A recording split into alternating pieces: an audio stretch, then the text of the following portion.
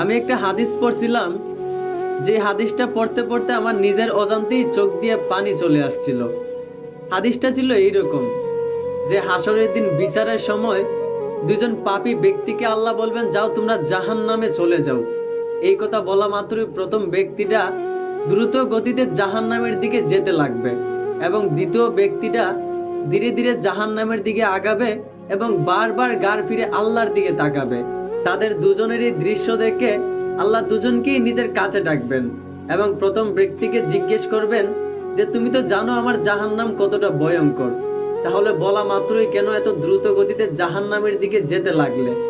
এই কথা শুনে ওই পাপী ব্যক্তিটা আল্লাহকে বলতে লাগলো যে আল্লাহ, দুনিয়াতে আপনার কোনো হুকুমে আমি পালন করি নাই, কিন্তু আজ আপনি নিজে সরাসরি একটা হুকুম করছেন, তাই এটা পালন করার জন্য দ্রুত গতিতে জাহান্নামের দিকে ছুটতে লাগছিলাম।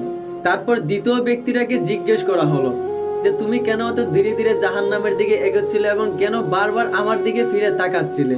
তখন ওই ব্যক্তিরা বলতে লাগলো, আল্লাহ, আমি দুনিয়াতে আপনার বান্দাদের মুখ থেকে শুনছি আপনি নাকি পরম দয়ালু এবং ক্ষমাশীল, এই জন্য বারবার জাহান্নামের দিকে যাওয়ার সময় আপনার দিকে বারবার গাল ফিরে তাকাচ্ছিলাম, যদি আপনার একটু মায়া হয়ে যায়।